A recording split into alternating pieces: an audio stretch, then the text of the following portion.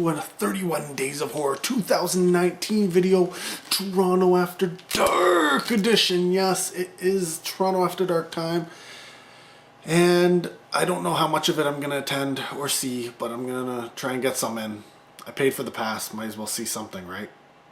I saw two today. Opening gala film, sellout crowd, and we went across the pond to bring a horror rom-com. Yeah, you heard that right. Horror rom-com. Wow. Yes. Out of Ireland. Extraordinary. Can't say I care much for the title of the film. It doesn't really sell me on it. But I mean that's kind of the humor of things over there, I find. But this is a film about a woman named Rose, played by Maeve Higgins, who I'd never seen before. I looked her up, and I doubt you have either.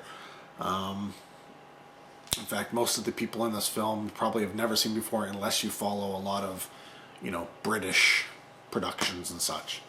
But yeah, she plays a woman who's a driving instructor. She owns her own driving instructor thing. She's a little shy, a little meek, kind of the not the most popular person, we'll just say that. And she has this talent or ability. Her family does. They dealt with ghosts and spirits, and her father was actually a producer of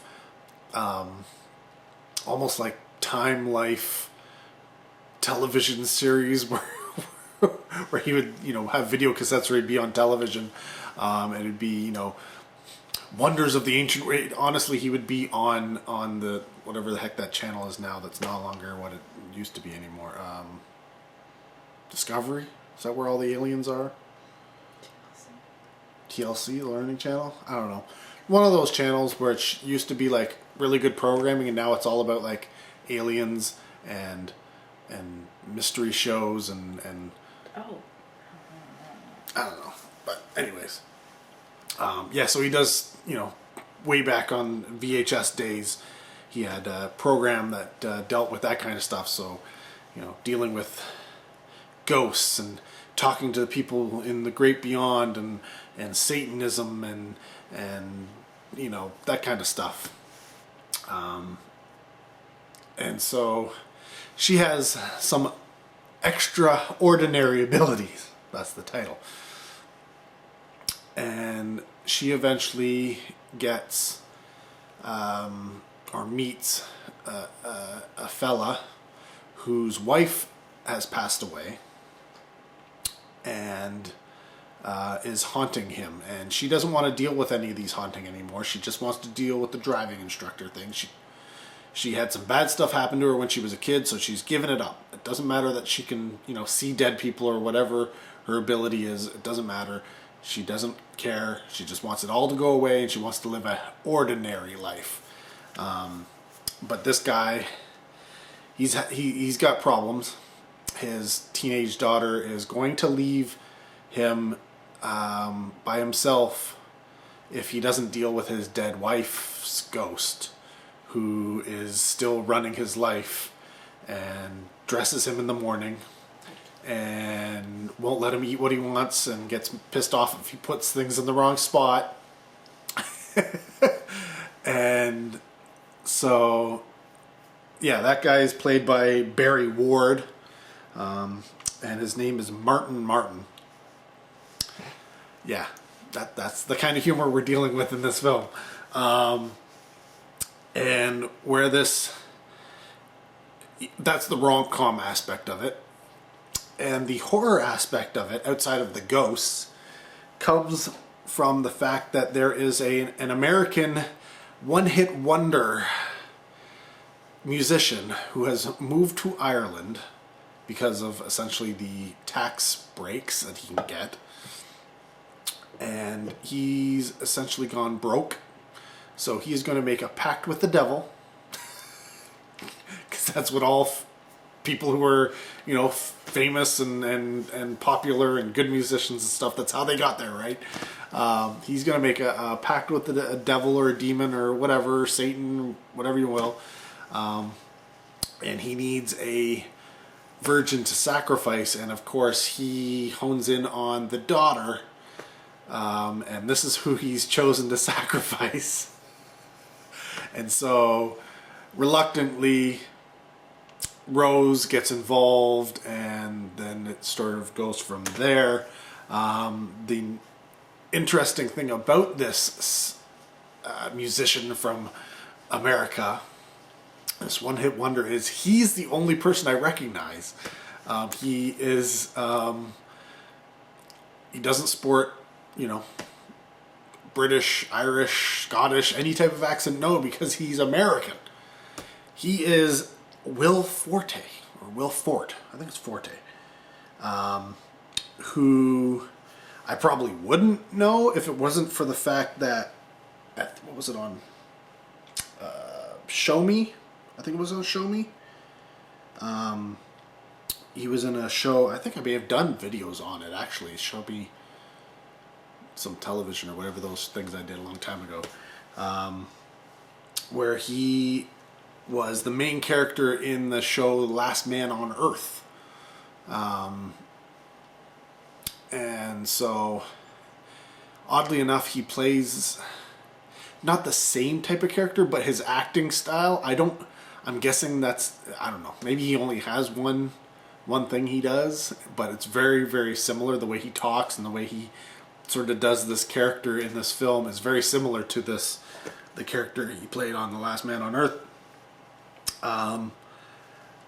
And so, yeah, so it's sort of the zaniness interaction between, family members and this evil Satanist musician,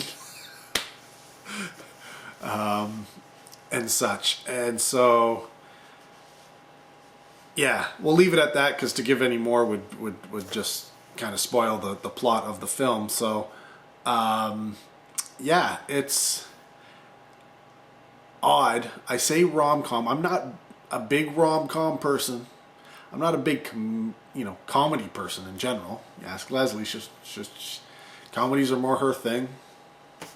But I will say this. I laughed more than once. This is one of those things where the film is just so over the top, and some of the jokes they do are just so, you just wouldn't, I don't know that I've seen them in any film before. They're almost Leslie Nielsen Naked Gun level sometimes, but played straight, because that's, that's like the British way. So, whereas you could have a Mel Brooks type thing, and it would be played very slapsticky and very kooky. No, they play it as if it's just sort of, it happens every day. It's just an all everyday occurrence. And there were some times where I was just like, I may have been the only person who was laughing at some of those scenes, but they were just so silly, and so stupid. But at the same time, like I said, they're played so straight that if you don't quite look into the nuance of it, the fact that it's actually a joke, you might actually miss the fact that it's funny, because it just seems to be part and parcel with what's going on in the scene. And yet, other times, this film it's a little dirty. It's a little dirty in its humor. Like I said, there's some, sacrificing of virgins, so you can imagine what's going there. And then there's just some stuff which is like in the horror aspect or gore aspect, or nasty, disgusting aspects of horror films, and they use those in a humoristic. Is that even a word? They play them to the funny. They play them for laughs, and it's a gag. And yeah, I was surprised. I was actually pleasantly surprised at how genuinely funny this film was. Yeah, I mean, the horror aspects, they're kind of over the top, camp. So it's not like it's a scary movie. It's not like it's, it's actually gorier than I would have expected, which was weird. And yeah, it's mainly it's mainly a rom-com around ghost busting with the Satanist American thrown in, and a lot of annoying people, and it just works. I don't know why. It just seemed to work. So I would say I'm gonna give this one a solid 3 out of 5 rating. I'm gonna give this a recommend. I think this is one of those things that I think it'll sit pretty well with horror fans. You do have to be in the right mood, though. If you're not in the, I think this is generally with any comedy. If you're not in the right mood for a comedy film, you may just find the jokes stupid. But if you're in the mood for it, and this is the one thing I love about seeing a film with a crowd, is laughing can be contagious, and it can barrel out, and you may find yourself laughing and you don't even really know why, because wouldn't have found it funny in the first place, but because everybody else found it funny, it catches, man. So I don't know how I would have felt if I just watched this, sitting at home.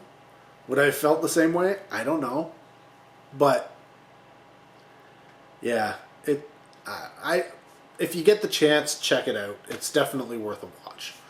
Look at it. That's about it, as best I can say. Yeah, it's not the rom-com aspect. We're not talking like Jennifer Aniston type rom-com. We're talking British rom-com, and not like, was it Hugh? Is that guy? What's the guy's name? Hugh Grant. Hugh Grant. Yeah, not Hugh Grant style either. This is yeah, it's I wish I knew British television a lot better, because I'm sure there's something out there that I could liken this to, but I don't, so I can't. You just have to take my word for it. Go check it out if you can. So yeah, more 31 Days of Horror to come, of course, so stay tuned. It'll be coming up shortly. Thanks for watching. Till next video, take care. Have a good